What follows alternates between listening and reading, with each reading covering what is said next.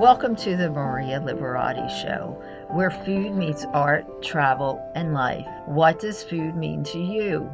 Tell me in a recorded soundbite of 60 seconds or less, or a post of 50 words or less. Post on social media, hashtag it the Maria Liberati Show, and if your soundbite or quotes are selected to be part of an upcoming segment, I'll send an autographed copy of my book, The Basic Art of Italian Cooking, to you as a special thanks.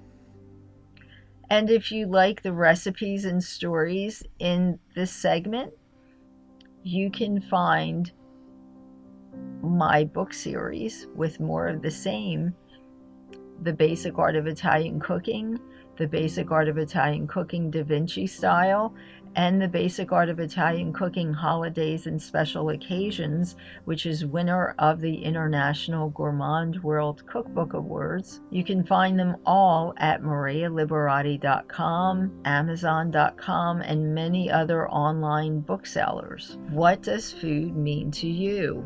It's no wonder that the beautiful scenery of Tuscany's lush greenery and regal mountains inspired Italy's rebirth. From the Renaissance birthplace of Florence to the rolling meadows of Siena, the region of Tuscany is a bustling center of architecture, arts, and cuisine, producing some of the finest foods and wines of Italy, while housing some of the world's most incredible artists and sculptures like Michelangelo's David. Tuscany is arguably one of Europe's most thriving regions. Art tours, cooking classes, and wine tours are only a few of the incredible experiences offered in Tuscany, allowing you to get a feel for the flourishing region. Wine tours in Tuscany provide a magical setting among grandiose medieval castles and aromatic vineyards. Tuscany offers exciting tours, including an opportunity to see where and how their famous red wine Chianti is produced. Between Florence and Siena, the picturesque vineyards, wine cellars, and ancient castles weave fascinating history with delicious wine unique to the region, ranging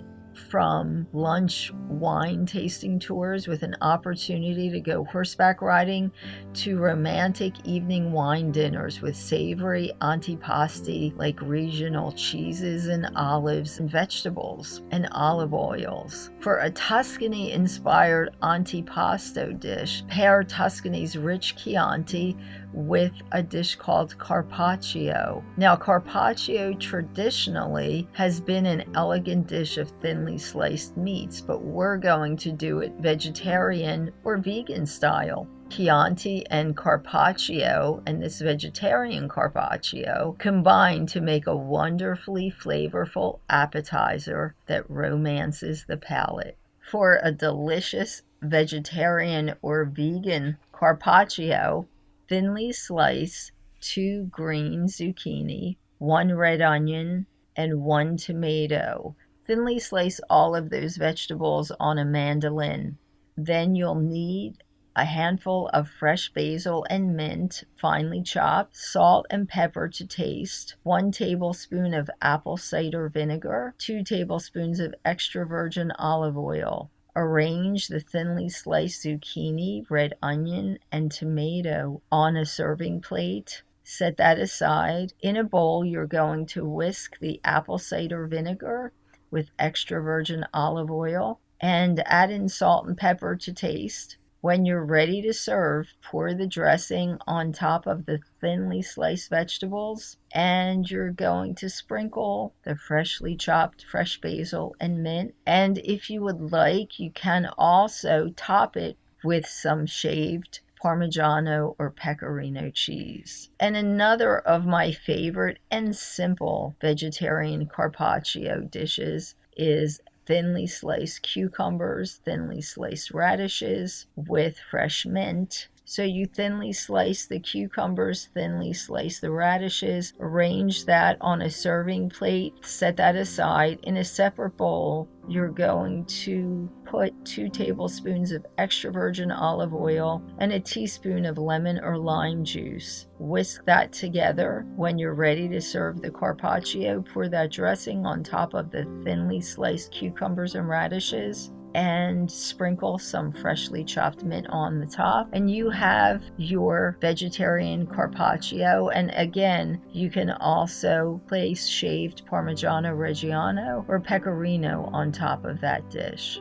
Chianti is a fuller-bodied red wine characterized by a velvety burgundy color. The skins of the grapes remain when undergoing fermentation, producing a bitter, strong taste with cherry and floral notes. Chianti red wine pairs well with this type of antipasto. Essentially a meat and cheese platter, Carpaccio has countless variations, including the vegetarian and vegan variations, which are my favorite. Now, this dish was named after the Renaissance painter Vittorio Carpaccio. The antipasto is reminiscent of his red-hued paintings. Enhanced by a rich Chianti, the Carpaccio platter is traditionally made with paper-thin slices of meat like a beef tenderloin or prosciutto, drizzled with olive oil, lemon juice, and garnished with shaved Parmigiano Reggiano and capers. But again, we're experiencing this dish vegetarian or vegan style. Experience the delight of a Tuscany wine tasting in your own home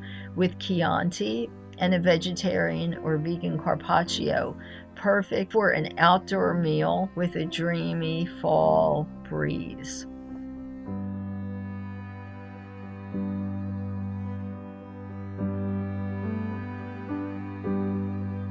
Extremely interesting organization that's based in one of my favorite places in Tuscany. It's based in Florence.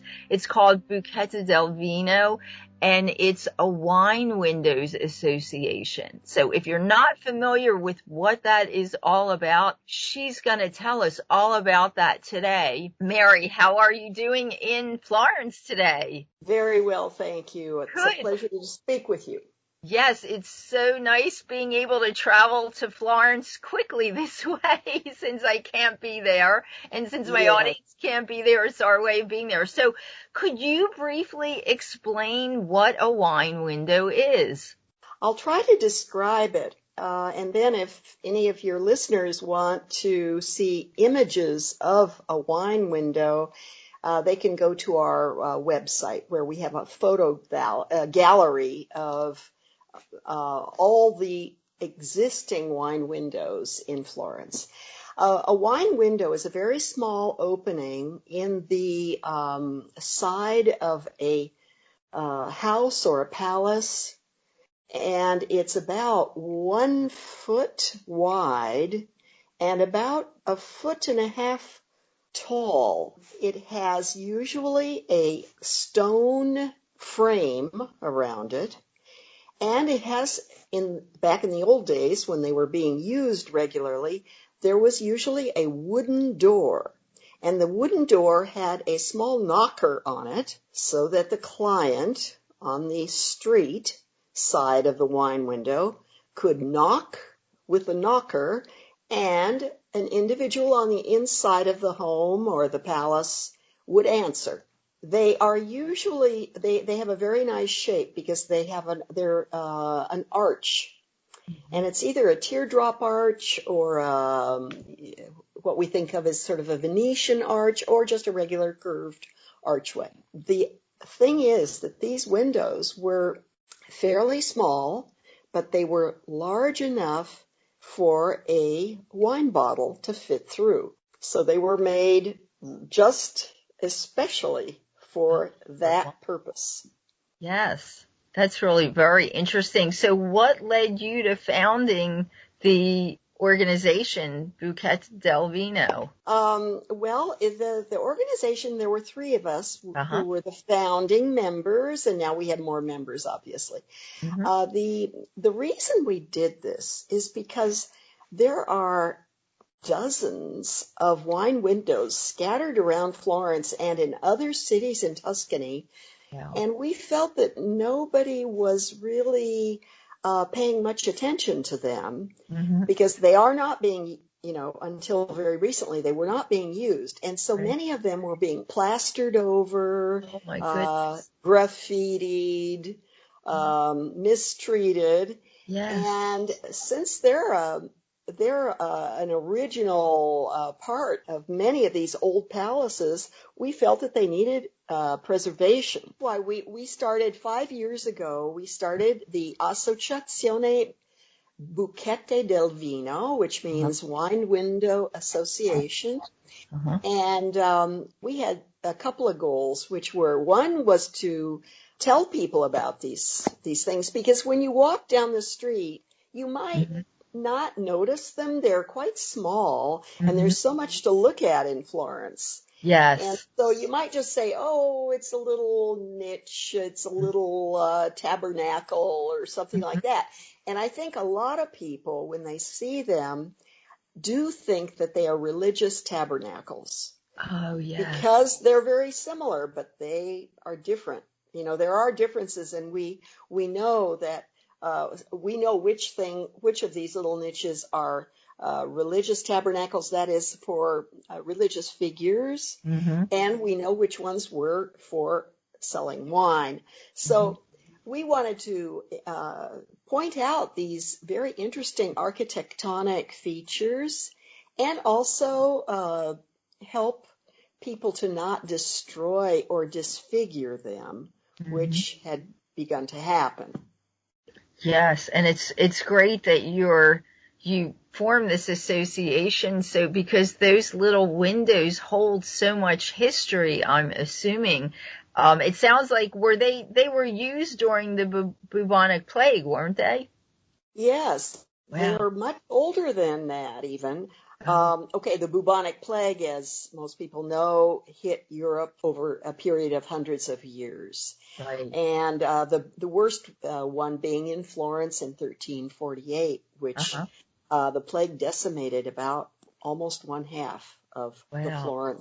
Oh my Florentine goodness. population. Think about it. Yes. Oh, I didn't think that way. We think about these things now with the Yes. COVID. Yes. Yes. So how did they make use of, did they bring back some of the unused wine windows during this pandemic? Yes, Uh, yes. And that's why the wine windows, there's been so much recent interest in them in these days, because even though the wine windows began to appear in Florence in the 1500s, so that was after the huge bubonic plague of 1348.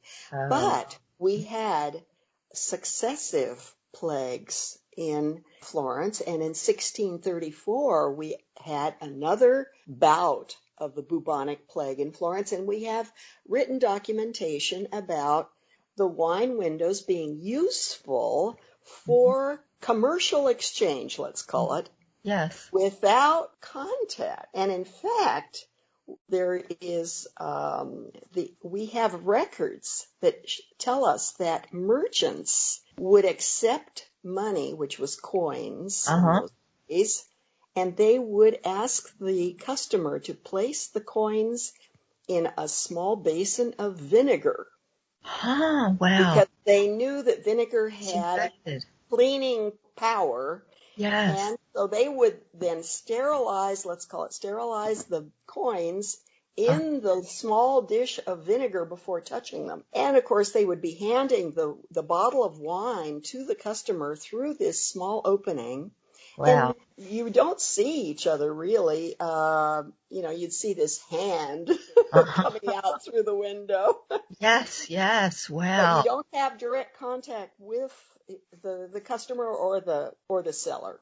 Yes. Yes. So we have a written record that in the 1634 plague, Uh-huh. that these wine windows were extremely useful Uh-huh. because of the anti-contagion aspect to them. Now, the thing that I find so fascinating about this is that people in those days did not know how the bubonic plague was spread. And they didn't learn that for hundreds of years. Wow. But because the bubonic plague, as people know today, the vector was the flea, Mhm. which traveled around on animals, mainly Yes. rats, Yes. but other animals too. But Hmm. the rat was the main carrier, let's say. Yes. And it spread around Europe because rats were on ships, and so they would come to a port, and the rat would get off the ship and spread the Wow. plague. Wow. So, but people didn't know that. They had no idea. Wow. But people had a kind of an instinctual feeling about contagion. Mm-hmm. And so they wanted to distance themselves one from the other. And Yeah. this, I think, is fascinating. Oh, yes. Yeah, that they instinctively understood to do that, right? Without all the science-backed research that we have today. Right, Oh, right. This was before germ theory. yes, yes. Oh my goodness. Wow. That is really interesting. So you might have said this, but I'm not sure. Do you think the wine windows originated in Florence or no? Yes, we're pretty sure that they are. We know they originated in Tuscany for Oh, sure, and oh, Florence being the capital and the largest city. But we have found there are about 150 wine uh-huh. windows Yes. extant in Florence. Hmm. But there are also wine windows in the other Tuscan cities, large and small, Pistoia, Lucca, Siena, Yes. so even smaller places, because the idea was, I mean, it's a clever idea, which we Yes. still use today. After all, Yes. modern commerce uses these same ideas. The idea Yes. being, okay, the wine was being sold by individual families. So Hmm. it was kind of a farmer market Oh, yeah. situation where Yes. directly from the producer to the customer, Mm-hmm. because these Florentine families had farms out in the countryside. Mm-hmm. They produced wine and oil, Mm-hmm. and then they actually brought the grapes back into town in large carts, and they produced the wine directly in their cellars of their homes in the city, Oh, because that way they had the wine where they needed it, which was in the yes. city, right? Yes. They had large vats in their cellars Uh-huh. where they stored the wine, Mm-hmm. and there was a special tax deal with the ruling families. This is why they came about, because the Medici Uh-huh. family that came back into power in the 1500s gave Right. a break Uh, to these families. If they sold wine directly to customers through these wine windows, huh. there was no tax involved. Whereas if they sold it wholesale to a Uh-huh. tavern keeper, there was a tax involved. Oh, wow. So they were highly motivated, Mm-hmm. and they figured out, they made the little wine windows because, of course, they didn't want people coming into their homes all Right. day long to buy Right. wine. Yes. So, so they could keep the front door closed, right? Yeah. But there was this little, usually, because most of the wine windows are either at eye level next to a front door. Uh-huh. Some of them are actually carved into the front doors, into the wood, Uh-huh. or they're kind of at foot level on the street, and those are windows which kind of go directly into the cellar, the wine cellar. Oh, And yeah. so the family would then have a porter or a cellarer Uh-huh. on the other side, on the inside, who would be available for this commercial transaction. Uh-huh. So it was a way of doing commerce without having people come into your home. Yes. Oh, wow. So it's clever. Is that how that's now? So did it start because of that, or did it Yes, start oh, okay. yes. And then they just Started made because of use that. of this when there was the plague. Instinctively, Yes. they realized, okay. So Yep. I'm just wondering something. So they're mainly in Tuscany, right? They're Yeah. not in other parts of Italy. They're typically in the Tuscan region. Is that what you're saying? Yes. They're okay. Every once in a while, somebody will discover a small opening in some other Yes. region of Italy, but Yes. not okay. And were used for commercial transactions too. Yes. But in Tuscany, we have a plethora of them. We Oh, have loads of these things. wow. And so that means it's really a Tuscan A phenomenon. Tuscan thing, because what I can tell you is you're bringing something to mind. So my family's from the Abruzzo region, and Yes. there's a little town in the mountain of Abruzzo called Tagliacozzo. It's a Yeah. beautiful little town, as many little towns are. But the reason I'm telling you this is because on Sundays when I'm there, a lot of times we go to the main center of town, and it's a cloistered nuns convent. And Mm-hmm. what they don't sell wine, but they make tea cakes on Sundays. But what they have is they have this Lazy Susan. And Mm. what you go, it's like a wine window though, that I wouldn't have called it a wine window. So when you go to the top of the stair, you go to the top of the stairs of the convent, you have to know how to do this. You ring this bell. It's like this kind of a cowbell. And when you do that, they open, you have to go there during certain hours. They open the Lazy Susan, but it's like a Lazy Susan, so you put your money there and it kind of Mm-hmm. spins around to them. So they open the window when you go there. So I'm guessing, everybody always that we take there always thinks, wow, that's really, it's so neat, it's so interesting. But it sounds like it's something like a wine window thing also. I wonder if, any of the monasteries or anything ever made their own wine and then they use that to sell as well, because it's very old. Yes, that's a great observation to make because I've seen loads of convents and monasteries Uh-huh. in Italy, Yeah. ancient ones that have those kinds of openings. Oh, there And you and go. the reason is okay, one of the main reasons is that think about when these were built hundreds of years ago. Partly it was for Yes. safety, the Yes. safety of the people inside the monastery or the convent. Oh, yeah. Um, and especially if they were cloistered. Mm-hmm. If they Yes. were not permitted to Right. go into the outside world, then this was a way they could make transactions with the outside world, but they were protected, and Yes. maybe people didn't see them and that sort of thing. So Yes. many convents have that feature. In modern days, lots of them make their own herbal products, Yes.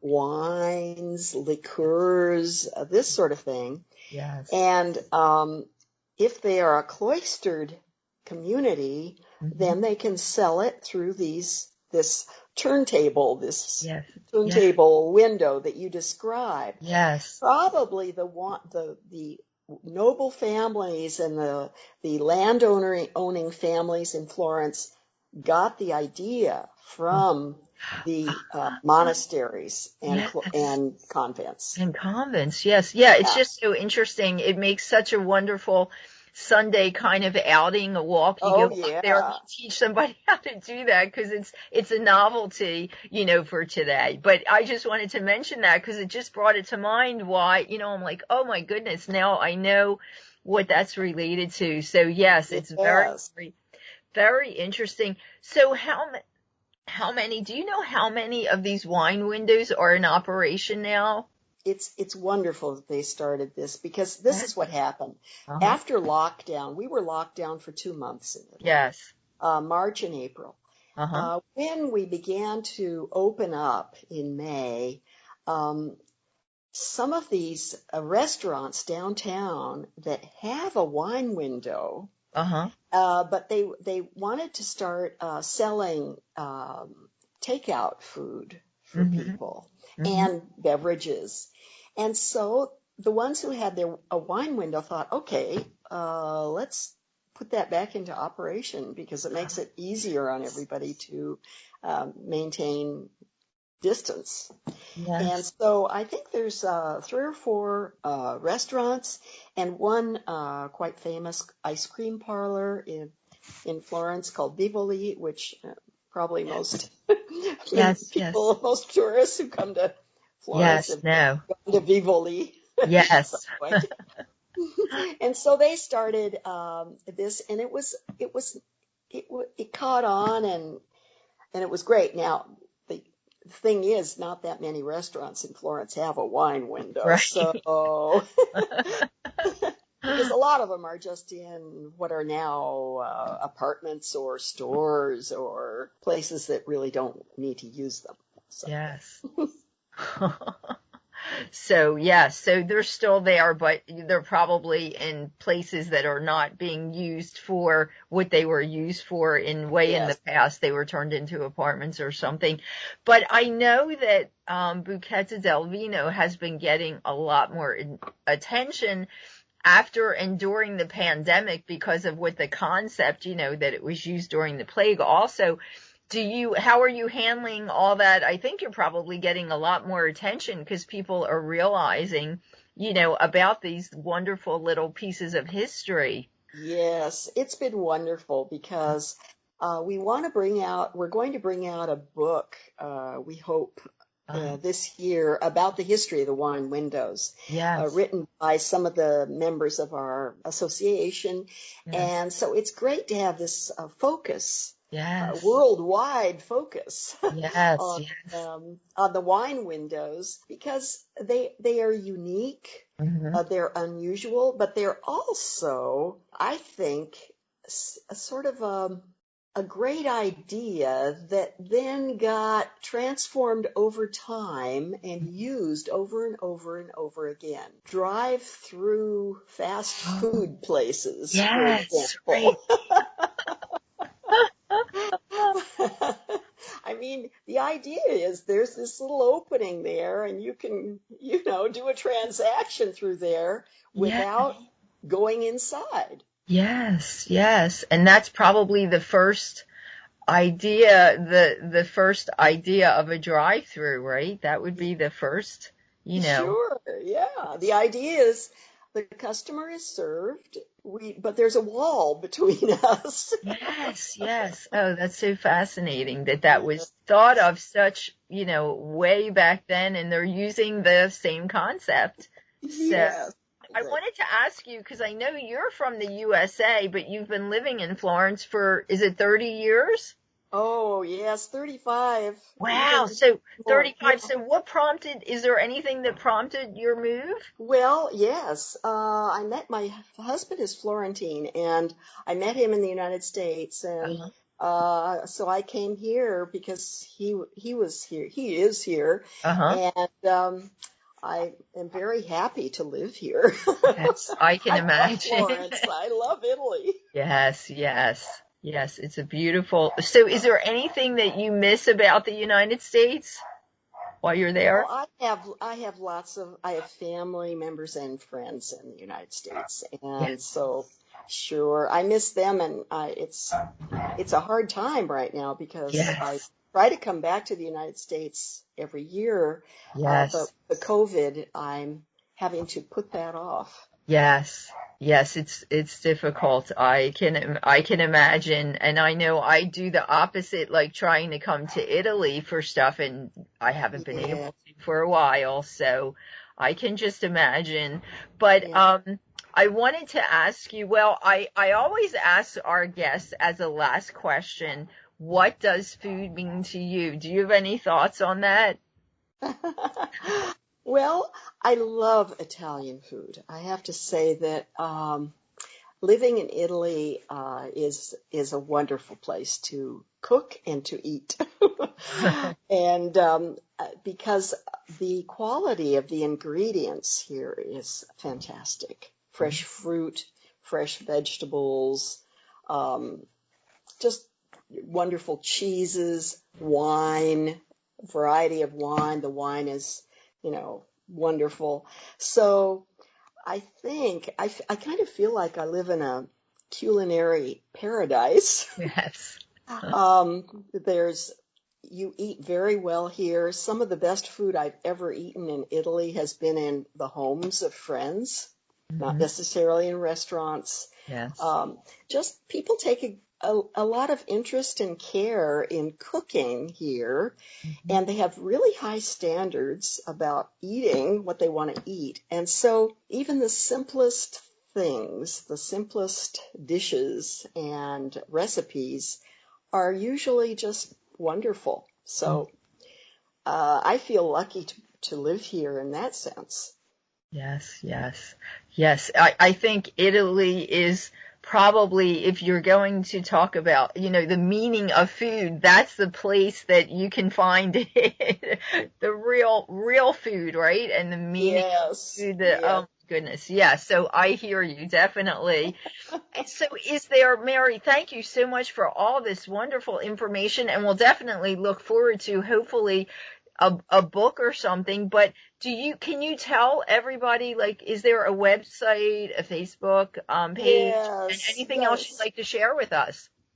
Oh, okay. Well, if you can spell Bucchette del Vino, if you just go to look us up on the web, if you Google Uh-huh. uh, Bucchette, Buchettel,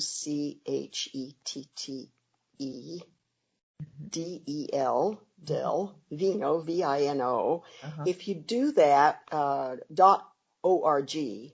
that's our website. And we also have a Facebook page, so um, the same names. And there's there are loads of articles in Italian and in English, Mhm. lots of photographs of the bucchette. So if you're curious and want to know what they look like, uh, check us out because you'll see you can find loads and loads of images that are just great. Yes, and I'll actually on my website once this episode has been released, we'll put links on my blog also. So in case people can't Wonderful. spell that, we'll be putting, Yeah, right. we'll be putting links on my blog. So anyway, but thank you so much for doing the interview. As I said, it's just so interesting, and enjoy, and I'm sure you will, the rest of your day, or I guess it's almost getting to be evening in Tuscany, in Florence. Well, Thank you thank so you so much. It's been a pleasure to speak with you, and I hope your listeners, the next time they come to Florence, Yes. make a little treasure hunt and look for the Bucchette del Vino. Yes, definitely. I know I will be doing that now that I'm more aware of that. I will definitely be looking for that. That's Great. just so makes the trip even more. You know, you're going to treasure hunt for these little windows. So, That's right. yes. Thank you again, Mary. Enjoy the rest of your day. Thank I'm you sure we'll very talk much. to you again. Thank you. Take care. Okay. Bye bye. Okay. Bye-bye.